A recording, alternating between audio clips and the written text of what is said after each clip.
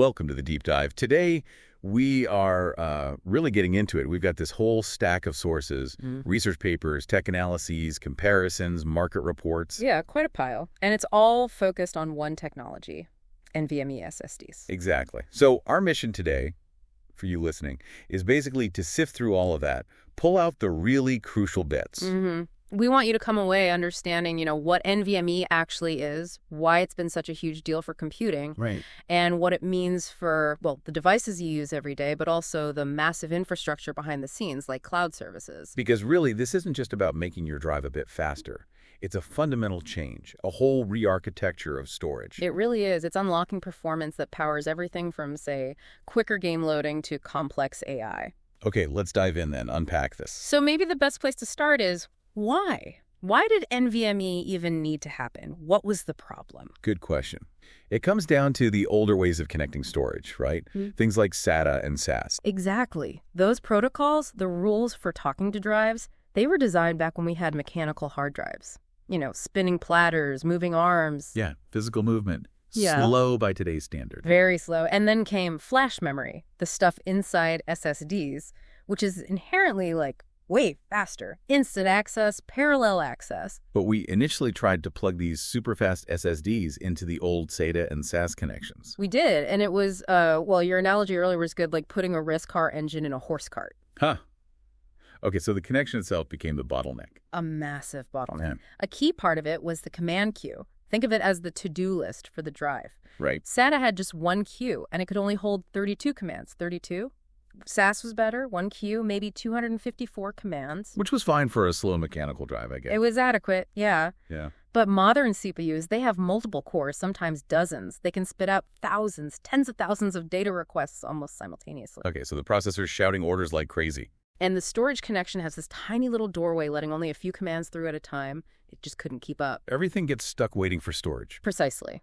The CPU was fast, memory was fast, but getting data in and out of storage, the I/O that became the limiting factor in so many systems. So NVMe, introduced back in 2011, was designed specifically to break that bottleneck. It was built for flash, for multi-core CPUs. Okay, a necessary evolution makes sense. Okay. So what exactly is NVMe? How does it work differently? NVMe stands for Non-Volatile Memory Express, and it's a completely modern protocol built from the ground up for speed, the biggest change. How it connects. Right, you mentioned it doesn't use those old controllers. Correct. Instead of going through older interfaces like AHCI for SATA or SCSI for SAS, which added layers and delays, NVMe drives talk directly to the CPU over the PCI Express bus. PCIe. Ah, PCI. That's the fast lane, right? Like Yeah. graphics cards use. Exactly the same lane. Think of it as storage finally getting its own dedicated highway straight to the processor. It bypasses all those slow side roads and translation layers. Okay, so it removes intermediaries, Yeah. makes the path dirty. And massively reduces overhead and, crucially, latency, the delay. One of the sources even said it makes storage act less like a distant peripheral and more like an extension of the system's memory itself. Interesting. So direct connection via PCIe. What about the queues? How did it fix that single file line problem? This is where it gets really impressive. Instead of one queue, NVMe supports thousands, potentially up to 64,000 parallel queues. 64,000. Yeah.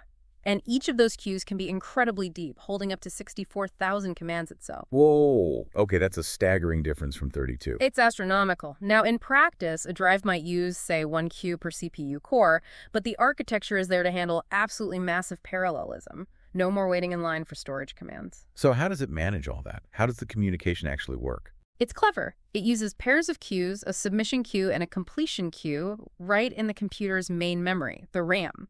The computer puts commands into the submission queue, the NVMe controller on the SSD grabs them, does the work, and then puts the results, or a notification, into the completion queue. And the drive accesses this memory directly? Yes, using something called direct memory access, or DMA. DMA. Remind me what that means simply. It means the NVMe drive's controller can read and write to that queue area in system RAM all by itself, without needing the main CPU to babysit the data transfer. Ah, okay, so the CPU isn't constantly interrupted. Exactly. It frees up the CPU cycles. Yeah. The drive uses special signals over the PCI bus called doorbell registers to basically ring the CPU's doorbell when new commands are ready or when tasks are done. It's very efficient hardware-level stuff. Got it. Deeper queues, more queues, direct connection, efficient communication. Let's talk numbers. What does this translate to in actual speed? Okay, the performance metrics. This is where you really see the leap. Yeah. Let's start with throughput, just raw data transfer speed, bandwidth. How fast can it shovel data? Compared to the old stuff, it's night and day. SATA 3, the common standard, tops out around, what, 0.6 gigabytes per second? Okay. SAS, the enterprise standard, gets maybe 2.4 gigabits with the latest versions. But NVM, it speed scales with the PCIe connection. So faster PCIe means faster NVM. Pretty much linearly. Using 4 PCIe lanes, which is common. PCIe Gen 3 gives you around 3.5 gigabits. PCIe Gen 4 doubles, and we're talking 7, maybe 8 gigabits. Wow. And now with PCIe Gen 5 drives appearing, we're looking at 14, 15 gigabits over the same 4 lanes. Good grief.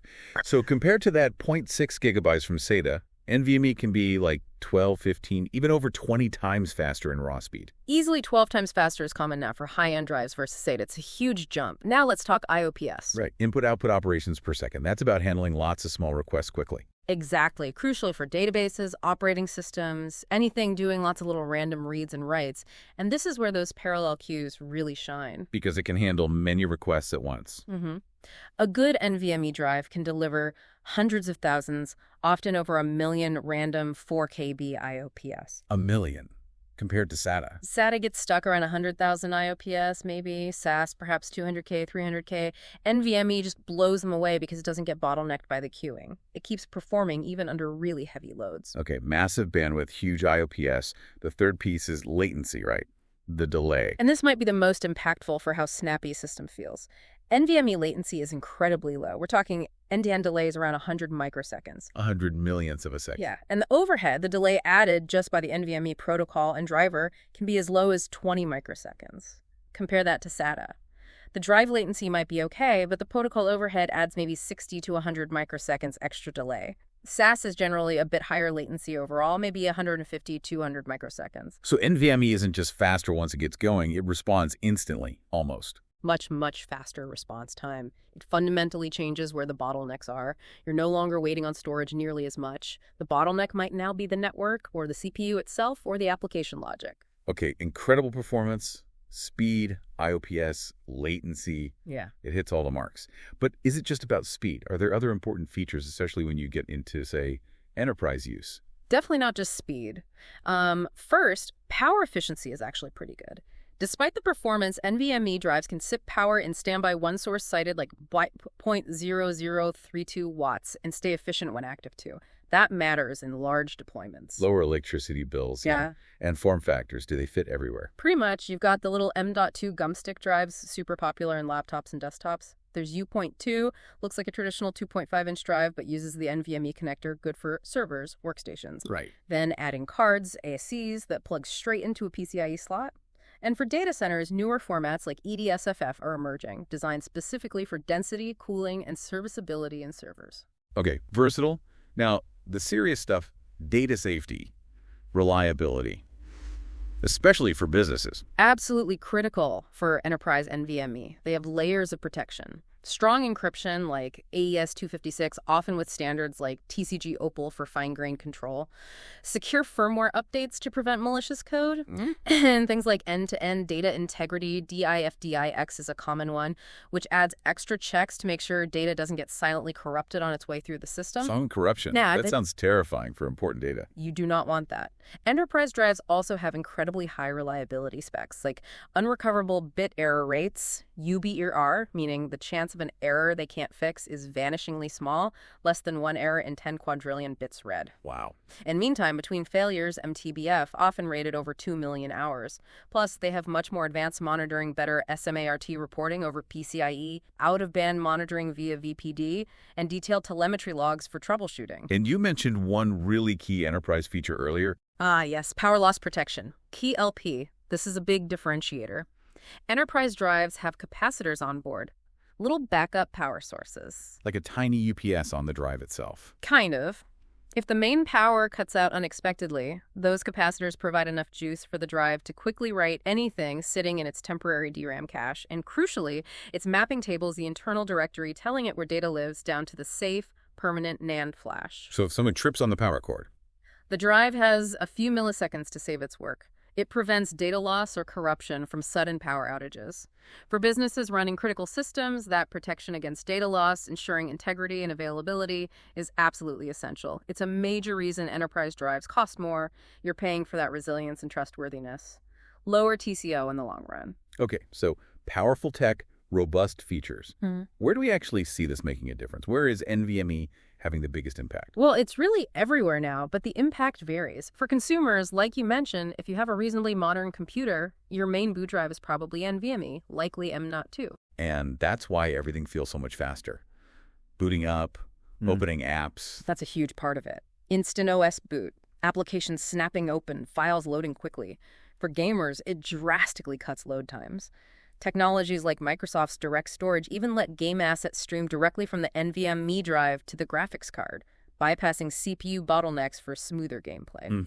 And creators, video editing, photos. Oh, yeah. Editing high-res video like 4K or 8K, working with massive files. NVMe makes those workflows actually feasible and fluid, not a stuttering mess. It's really become mainstream for performance. So it's improved the experience across the board for everyday users. Yeah. But what about the heavy-duty stuff? Enterprise, data centers. That's where the low latency and high IOPS become transformative. Think high-traffic databases, online transaction processing, OLTP, or huge data warehouses. They need to handle millions of tiny, fast operations. NVMe is perfect for that. Okay. Cloud computing, virtualization. NVMe allows providers to run many more virtual machines on each physical server because storage I/O isn't the choke point anymore. Makes sense. More density, better efficiency. Exactly. And then you have AI, machine learning, big data analytics. These fields are incredibly data hungry. They need to ingest and process enormous data sets at extreme speeds. NVMe is often essential. Right. Plus mission-critical systems, faster DevOps pipelines for software development, real-time financial trading platforms, busy e-commerce sites. Anywhere that delay costs money or impacts user experience, NVMe offers a huge advantage. You keep mentioning the difference between consumer and enterprise drives, though. How big is that gap, really? It's significant, and it's more than just the price tag. They're engineered differently. Endurance is a big one. How much data you can write before the drive wears out, measured in terabytes written, or TBW. Yeah. Enterprise drives have vastly higher TBW ratings. Built to last under constant writing. Exactly. Consumer drives assume lighter, burstier workloads. Performance consistency is another. Enterprise drives are designed to sustain high performance, low latency, 247 under heavy load. Consumer drives might throttle back performance to manage heat or endurance. Like you said, marathon versus sprint. Good analogy. And that power loss protection. Standard, robust PLP on enterprise drives. Usually minimal or none on consumer models. Enterprise drives also tend to have more over-provisioning, extra flash capacity hidden away for background tasks like wear leveling and garbage collection, which helps maintain performance and longevity. Okay. Plus, you get that whole suite of advanced security, monitoring, and reliability features we talked about, broader form factor support for servers. It's a different class of product. The higher cost reflects the investment in durability, guaranteed performance levels, and data safety features crucial for business. So it's not just the chip, it's the whole package, the engineering around it. Precisely. And that leads into the market itself. It's not just about the drive hardware, it's an ecosystem. Right, the companies making these things. Who are the key players? It's a busy market. You have giants like Samsung, strong in both consumer, like their 990 series, and enterprise. And they offer software tools like Magician. Micron, with their Crucial brand, is big in the mainstream consumer space, but also enterprise. Western Digital is another major one, with popular WD blue and black lines and high-performance gaming drives like the SN850X, although, worth noting, they're in the process of splitting their flash memory business off. Interesting. Any others focusing on specific niches? Sure. Kingston is known for high-performance drives, pushing into PCI 5.0 early. Then you have companies like Swissbit, really focused on the industrial market, extreme conditions, super high reliability, advanced security, sophisticated PLP they call PowerSafe. Okay, specialized needs. Yeah. And in the bigger enterprise storage systems world, you see companies like NetApp integrating NVMe heavily into their storage arrays and supporting NVMe over fabrics. And others like OSCO are mentioned for enterprise drives, emphasizing high endurance. So it's a mix of big names and specialists all building out solutions. Exactly. It's about the drive, the firmware, the software utilities, the support, making it all work together, especially in complex enterprise settings. Okay, we've covered the why, the how, the amazing performance, the key features, the applications. Where does it go from here? What's the next evolution? Well, the innovation certainly hasn't stopped. We're pushing performance even further and, interestingly, starting to blur the lines between storage and system memory. The immediate next step building on NVMe is NVMe over Fabrics, NVMe of F. Okay, NVMe over fabrics, like sending NVMe commands over a network. That's exactly it. It takes the NVMe protocol, designed for direct PCIe connection, and extends it so it can run across network fabric's standard Ethernet, fiber channel, InfiniBand. Why would you want to do that? It enables what's called disaggregated storage. You can separate your pools of fast NVMe storage from your compute servers in a data center or cloud environment. So storage isn't tied to one specific server box. Right. You can have large shared pools of NVMe that many servers access over the network, but with performance that's still close to having the drive locally attached. It makes resource allocation much more flexible and efficient. You're not buying storage for servers that don't need it, or vice versa. Makes sense for big environments. Yeah. How does it work? Different network types. Yep. There are different ways to transport NVMe F. NVMe TCP runs over standard Ethernet networks, which is very flexible, works everywhere. NVMe MSE runs over existing fiber channel SANs. And then there's NVMe, which uses remote direct memory access over capable networks that offers the absolute lowest latency because it can bypass the OS kernel for data transfers. It's about extending that NVMe efficiency across the data center. Okay, NVMe over the network. Cool. What's beyond that? You mentioned blurring lines with memory. Yes. CXL. Compute Express Link, CXL, this is really the bleeding edge right now.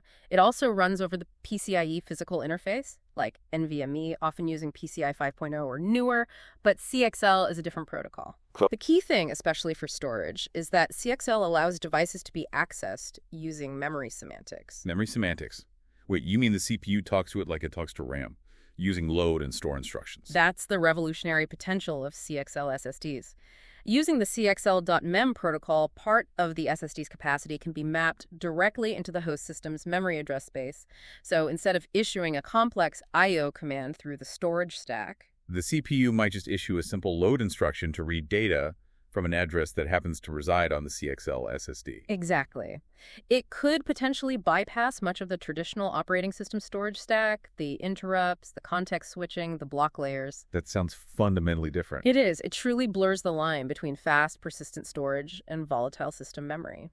Performance-wise, bandwidth might be similar to very fast NVMe over PCIe 5.0, but IOPS, especially for data cached within the CXL SSD's own DRAM, could be much higher, potentially millions, and the latency for those caches Because you skipped the OS overhead. could drop into the sub-microsecond range, approaching DRAM speeds for accessing persistent data. Mind blown. So your SSD becomes almost like a slower tier of RAM, but it doesn't lose data when the power goes off. That's the concept. Now, it's very early days for CXL SSDs. It needs new CPUs, new motherboards, OS support, application awareness. It adds complexity. But it points towards a future where we might interact with large amounts of persistent data in a radically different, much faster way. Wow. Okay. So recapping this whole journey, NVMe started by smashing the limitations of older storage protocols designed for HDDs. Right. It established a new baseline for high performance, delivering incredible speed, massive IOPS, super low latency. Which has benefited everyone from making your laptop feel snappier to powering huge databases and AI.